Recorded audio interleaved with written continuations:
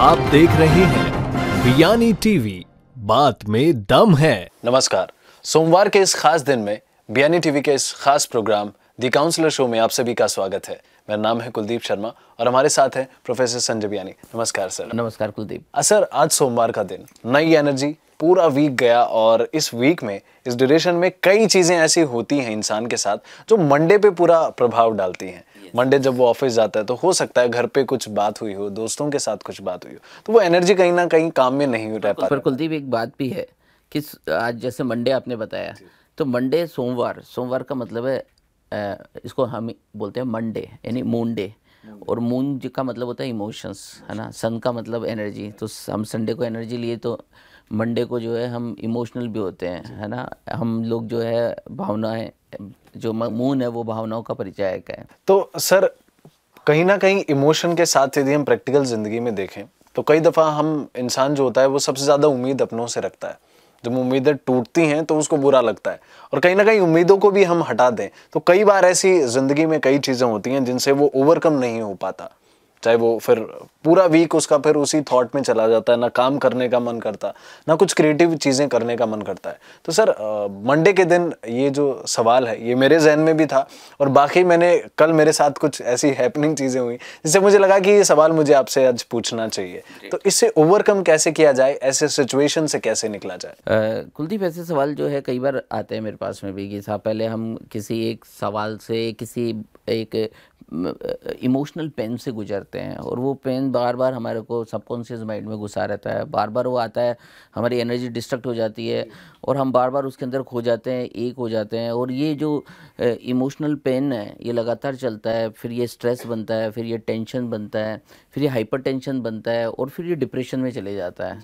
सो ये एक बहुत ही कॉमन बात है जो शायद इंसान फेस करता है, क्योंकि सबकी ज़िंदगी में वो मुकद्दर तकदीर मिलती नहीं, और कभी कभी जो है उसे अफसोस और बुरे दौर से भी गुजरना पड़ता है।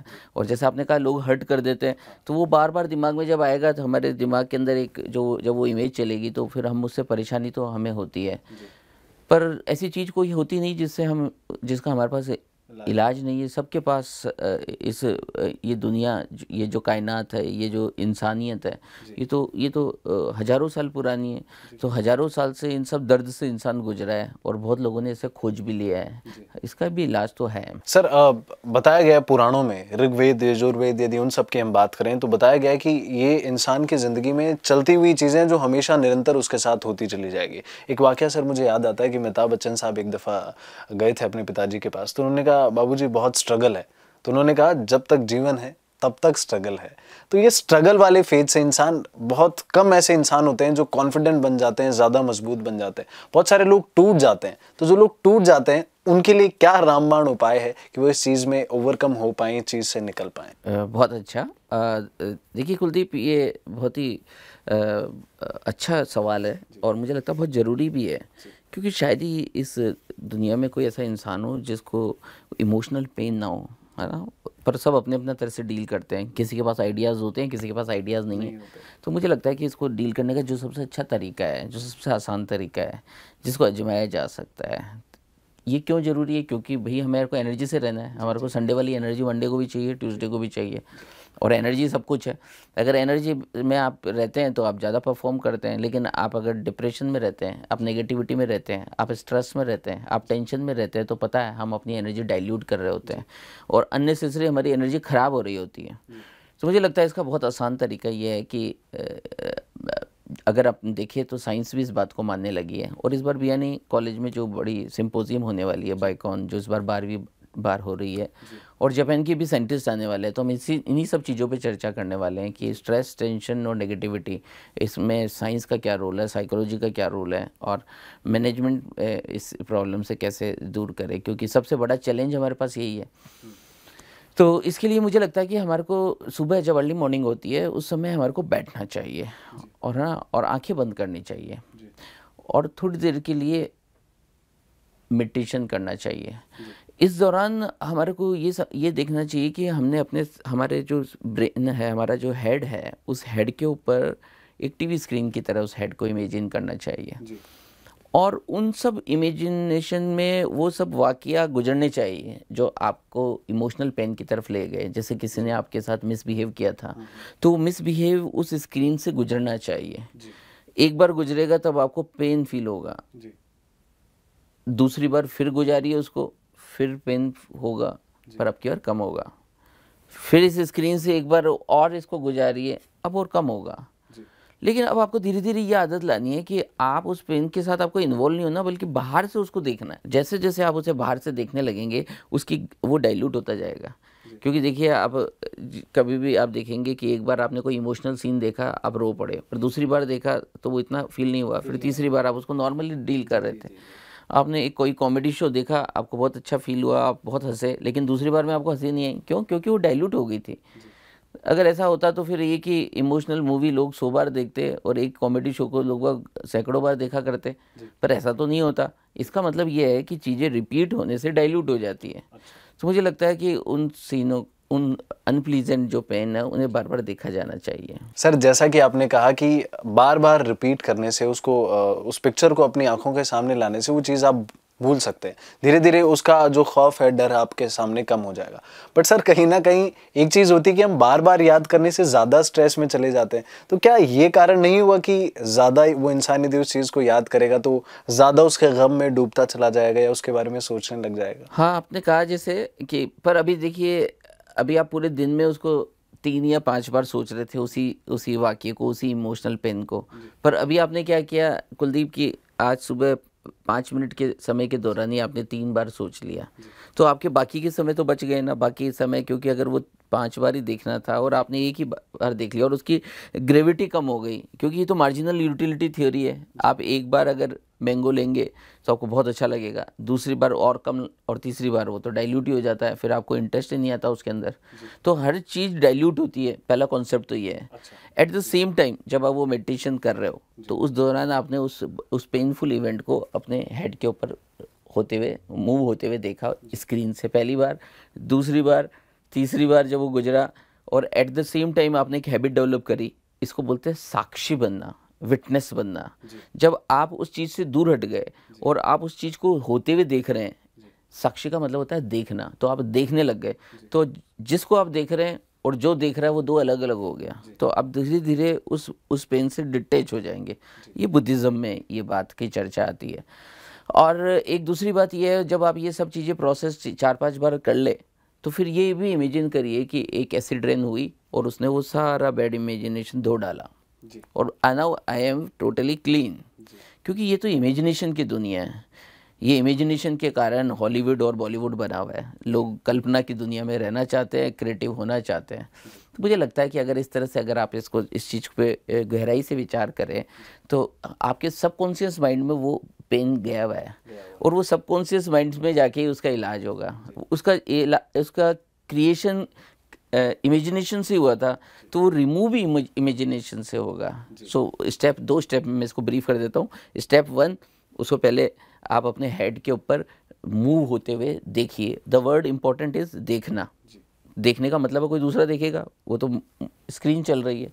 इसे बोलते हैं साक्षी, इसे बोलते हैं सोल ओरिएंटेशन, इसे बोलते हैं साक्षी बनना। और फिर उसके बाद में फिर एक इमेजिनेशन और लाइए। एसिड रेन हुई और वो सारी जो डर्टी थिंग्स थी उन्हें क्लीन कर गई वो।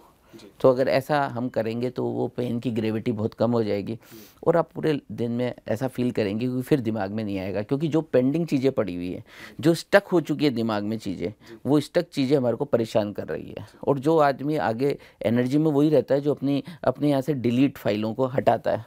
क्योंकि हमारे सबकॉन्शियस माइंड में बहुत सारी फाइलें बनी हुई है, तो वो फाइलें जो वेस्टफुल फाइलें हैं, जो अब पुराने ज़माने की हो गई है, जो आज रेलिवेंट ही नहीं रही है, उन्हें साफ़ कर दीजिए। इसलिए शायद दिवाली में हम लोग सफाई करते हैं, ताकि हमारा घर फ्रेश रहे। देखिए, दिवाली आने वाली है, फिर हम दिवाली में अपनी सफाई करेंगे ताकि हमारी एनर्जी बचे, हम बार बार हमारा समय ख़राब ना हो। सो अगर ऐसा कर सके तो मुझे लगता है कुलदीप काफ़ी अच्छा रहेगा। तो सर इस बात को क्या हम ऐसे समझ सकते हैं कि चीज़ों से भागने के बजाय आप उसके सोल्यूशन या उस पे उस मुद्दे के बारे में, उस टॉपिक के बारे में बार बार अपने आप से डिस्कस करें और उस चीज़ को फिर डिलीट कर दें? क्या हम इस चीज़ को इस तरीके से समझ सकते हैं? देखिए, ये तो डिस्कस करना भी नहीं है। डिस्कस करने में तो फिर तर्क है, वितर्क है, अच्छे प्लस पॉइंट है। यहाँ तो हमने चीज़ों को देख के डाइल्यूट ही करना है।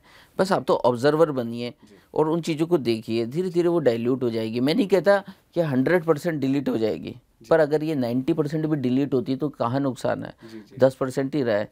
सो इस तरह से आप फ्रेश रह सकते हैं और अपने आप को ज़्यादा एनर्जी के साथ पा सकते हैं, क्योंकि ये प्रॉब्लम मेंस के साथ ज़्यादा है, क्योंकि वीमेन तो शेयरिंग करके डाइल्यूट कर लेती है, पर मैन तो ज़्यादा डिस्कस भी नहीं करता, क्योंकि वो अपने जॉब और अपने वर्क में इतना बिजी रहता है, उसे अपना इलाज खुद ही निकालना होगा और वो इस तरह से कर सकता है। तो it's a very useful technique for mains. Sir कई बार ऐसा होता है कि ऐसी सिचुएशन से जब हम गुजरते हैं तो हम इरिटेट होना शुरू हो जाते हैं। जैसे कोई चीज़ दिमाग में स्टक कर रही होती है, ट्रैफिक में इंसान चल रहा होता है, गलती से भी यदि गाड़ी किसी आके टच हो जाए तो इंसान इरिटेट होके गुस्से में बात करता है, गाली देता है। उसका कहीं ना कहीं रीज़न ये होता है कि वो बंदा कहीं किसी और थॉट से है, लेकिन वो गुस्सा कहीं और निकाल दे रहा है। तो क्या यही इस कारण से भी हम निकल सकते हैं, इस गुस्से वाले कारण से भी, कि चीज़ों को बार बार, जैसा कि आपने बताया, सोच के, उनको समझ के हम इस गुस्से को भी निकाल सकते हैं?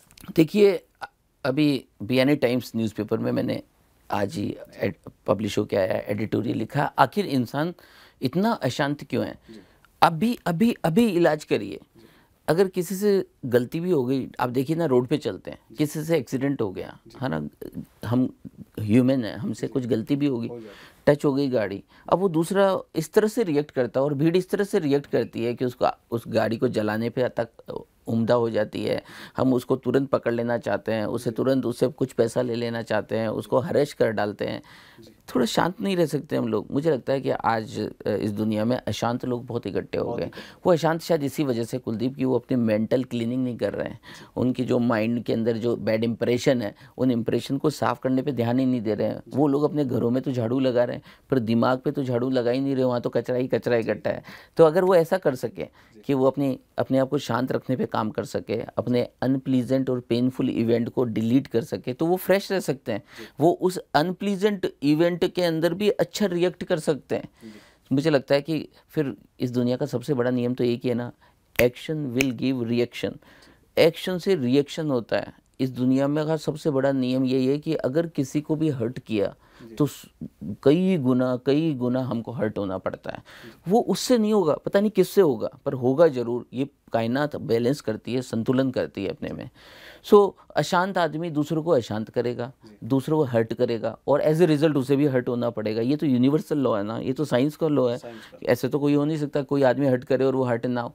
तो हम किसी को हर्ट ना करें, वो तभी संभव है। बुरे कर्म हमारे इकट्ठे ना हो, हम बुरे काम ना कर पाएँ, तो उसके लिए हमारे को आज अपने को अच्छा करना पड़ेगा। आज कुछ करेंगे तो कल अच्छा होगा। तो आज कुछ डिसीजन लेंगे, आज मेंटल क्लीनिंग करेंगे, आज सबकॉन्शियस माइंड को फ्रेश रखेंगे, आज बुरे पेनफुल इवेंट को भगाएंगे, हटाएंगे, तब कल अच्छा होगा ना। सो अगर आप जो बात बोल रहे हो बहुत ही व्यवहारिक बात है, लेकिन उसके लिए हमें कुछ करना पड़ेगा। मैं चाहता हूँ कि सभी यूथ, जैसे जवान हैं आज 15 साल के, 18 साल के, वो 58 की उम्र में भी इसी तरह के रहे। तो ये तभी पॉसिबल है जब इस बात पर वो गौर करें कि वो उनकी बॉडी से ज़्यादा महत्वपूर्ण चीज़ है उनका सबकॉन्शियस माइंड, उनका मन, वो साफ क्लीन है या नहीं है, वो शांत है या नहीं है। क्योंकि शांत लोग तो बहुत तगड़े मैनेजर बनते हैं, क्योंकि मैनेजर बनने के लिए तो शांति चाहिए, पीस चाहिए, तभी आइडियाज़ आते हैं, तभी क्रिएटिविटी बनती है। एक अच्छा आर्टिस्ट देखोगे कुलदीप, तो वो फ्री रहता है हमेशा। वो ज़्यादा पंगे नहीं लेता, वो ज़्यादा रुपए और पैसे और इन बंधन में नहीं पड़ता। अगर अमिताभ बच्चन साहब हमेशा पैसे ही पैसे को फोकस करने लगे, वो एक ही बार बात करते होंगे कि भैया ये लेना है, बाकी फिर पूरा ध्यान वो अपनी क्रिएटिविटी में लगाते हैं, फिर वो उसके बारे में नहीं। पर वो लोग जो बहुत ज़्यादा मनी ओरिएंटेड है, वो पैसे ही पैसे के सोचते रहते हैं, तो अपनी क्रिएटिविटी खो डालते हैं। सो कितना आसान है कि हम हमारे मेंटल क्लीनिंग करें, हम हमारे आप को साफ़ रखें, ताकि हमारे दिमाग फ्रेश रहे और हम शांत रहे। ताकि सोसाइटी में, जैसे अभी इन दिनों आपने देखा रामगंज बाज़ार के अंदर कर्फ्यू लग गया, एक मन अशांत था, या 2 मन अशांत रहे होंगे या 10 रहे होंगे, पर लाखों लोग उससे अपसेट हो गए। अगर हम इन चीज़ों को रिमूव करना चाहते हैं, हम चाहते हैं हमारे स्कूल कॉलेज शांत रहे, वहाँ पे आज वास्तव में पढ़ाई हो, वहाँ पे बच्चों की वास्तव में पर्सनैलिटी डेवलप हो, तो हमारे को कहीं काम करना पड़ेगा। क्योंकि आज के टाइम में मुझे तो ऐसा लगता है बच्चे तो अशांत है ही, पर वो इसलिए अशांत है क्योंकि उनके पेरेंट्स अशांत है, क्योंकि उन्हें भी नहीं पता कि वो अशांत क्यों हैं। मुझे को लगता है ये बात तो पेरेंट्स के लिए ज़्यादा ज़रूरी है, क्योंकि वो कहीं ना कहीं अपने बच्चों को इसके बारे में ट्रेनिंग नहीं दे पा रहे हैं। इसलिए अच्छे पेरेंट्स बने, और मैं चाहूँगा कि अपने माइंड को पीसफुल बनाने के लिए सब लोग ध्यान दें। और कोई पेनफुल इवेंट हो, अगर पेनफुल घटनाएं घटी हुई है, तो उसको डिलीट करने के लिए जो मैंने टेक्निक बताई है उस पर ज़रूर काम करें। तो यदि आप अपने जीवन में चीज़ों से ओवरकम करना चाहते हैं तो उन चीज़ों के बारे में ज़्यादा सोचें, समझें, लेकिन उसको साथ के साथ डिलीट कर दें। तो सर, जाते जाते जो हमने आज डिस्कशन किया कि चीज़ों से कैसे ओवरकम कर सकता है इंसान, उस पे जाते जाते एक टिप में हम इसको कैसे आज के दिन सफल बना सकते हैं? बहुत बढ़िया। देखिए, मेरी तो हमेशा ये इच्छा रहती है, क्योंकि मैं एक शिक्षक की तरह रहा, काउंसलर की तरह रहा, एक पॉजिटिव थिंकर के रूप में बहुत सारी बुक्स लिखी है। मैं चाहता हूँ कि हमारे सब दर्शक जो है प्रसन्न रहे, शांत रहे, और वो अपने अपने अपने क्योंकि हम गलतियाँ तो करते हैं भाई, इंसान है तो गलतियाँ तो होगी, गलतियों को करिए और उससे सीखिए। आप कल गलती करे थे, कोई प्रॉब्लम नहीं, पर अगर आप कल फिर गलती करने जा रहे हैं तो मुझे प्रॉब्लम है। मैं चाहता हूं कि आप सब लोग प्रसन्न रहें और अपने बुरे इंप्रेशन को और बुरे वाक़ये को, पेनफुल इवेंट को अपने सबकॉन्शियस माइंड से डिलीट करें, तो ताकि आप कभी डिप्रेशन में ना जा सके। इन्हीं सब शुभकामनाओं के साथ आप सब लोगों को द काउंसलर शो में जुड़े रहने के कारण दिल से बोलना चाहेंगे धन्यवाद, धन्यवाद और धन्यवाद। सब्सक्राइब करें, कमेंट करें, और कभी कभी अपने सवाल भी पूछें। और आपने अगर अपने आप से कोई कमेंट किया है तो मैं चाहूँगा उस कमेंट बॉक्स में भी लिखें। मैं हमेशा आपके साथ हूँ और आपका अपना हूँ। इसी शुभकामनाओं के साथ धन्यवाद। Thank you for listening and watching us.